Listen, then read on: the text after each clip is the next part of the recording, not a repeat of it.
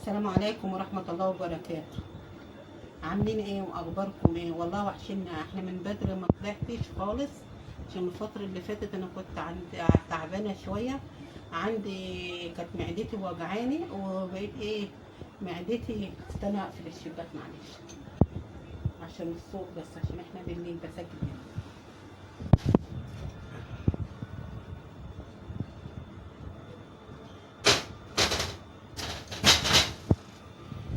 طبعا انا كنت تعبانه بشتكي بمعدتي، اتاري لا ده انا عندي قرحه معده، وعندي اسمها ايه يا بابا؟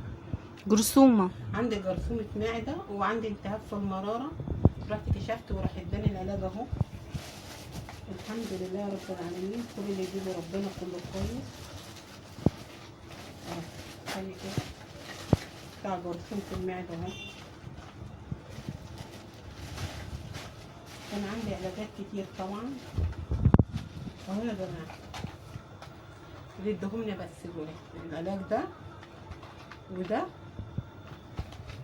وده، ما ادانيش حاجه تاني عشان هو قال لي هما دول بس. وكان كاتب لي على تحليلات حللتها، مش عارفه انا سمعتها فين، ما تعرفيش انا سمعتها فين التحليلات؟ اشوفها.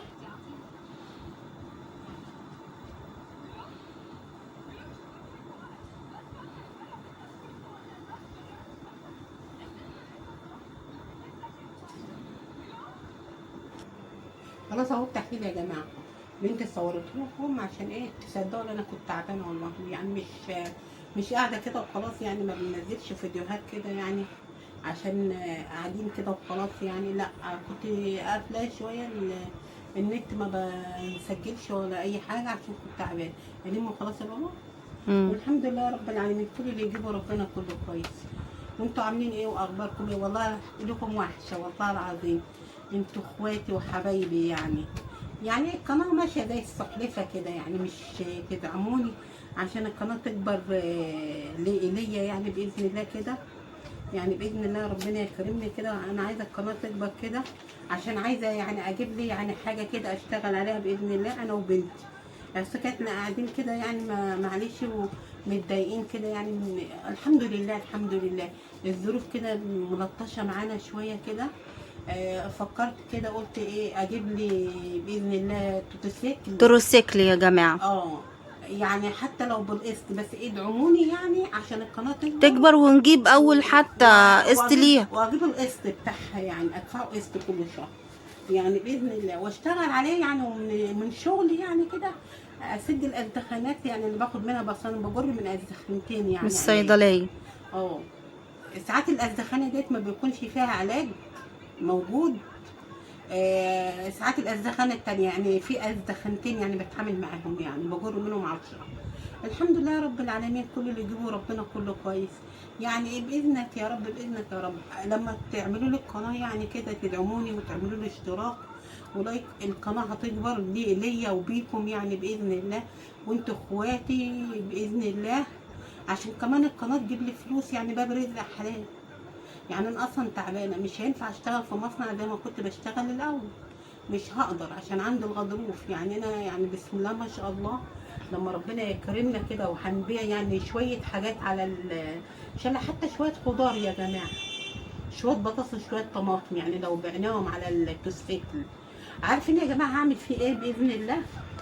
هو ربنا يكرمنا باذن الله بيه، يعني باذن الله لو ربنا كرمني بيه هبقى فرشه حته سجاده او حته كليم صغير او حته حصيره او يا جماعه بتاع ديت كرتونه، واقعد في الارض وسند ظهر على حته مخده قصايص هعملها.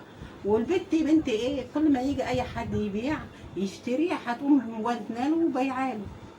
انا وهي يعني نونس بعضينا يعني، قلنا نجيب لنا باب رزق كده بدل ما احنا قاعدين انا وهي. هي مش هتنفع تشتغل في مصنع اصلا، هي ما بتطلعش من البيت وملهاش دعوه يعني بالناس، يعني ملهاش يعني ايه احتكاك بالناس. يعني هي من النوع اللي ايه بيتيه، يعني قاعده في البيت ما بتحبش الاختلاط بالناس.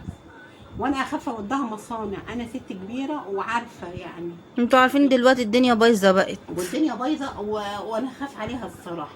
احنا فكرنا في الفكره دي، قلنا دي رزق حلال وحلوه ودي يعني في الشارع، حتى لو قدام الباب اللي انا ساكنه فيه، قدام البيت اللي انا ساكنه فيه تحت البيت، يعني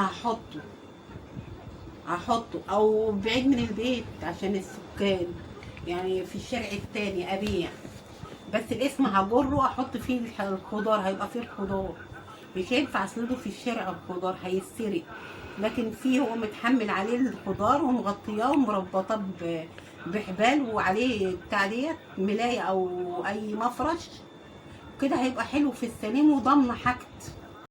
القنوات الكويسة بإذن الله اللي محتواها كويس ادعموها، يعني القنوات الصغيرة دي لازم تكبر عشان تاكل لقمة عيش بالحلال، وادعمونا وفعلوا لنا الجرس، وادعوا لأهل غزة وربنا معاهم بإذن الله وينصرهم يا رب نصرة محمد. ادعمونا واعملوا اشتراك ولايك، اشتركوا في القناة، واشتركوا في القناة، وأي واحدة أو أي أخت أو أي أخ أو أي بنت مش شاكرين وعلى راسي من فوق اللي هتدعمني، وعشان القناه تكبر ليا باذن الله، باذن الله لازم هتكبر بيكم انتوا، عشان ايه؟ تجيب لي مصدر رزق حلال. والنبي يا جماعه برجوكم رجاء خاص، عشان انا تعبانه والعلاج غالي وكل الحياه بقت غليت معانا كده الحمد لله.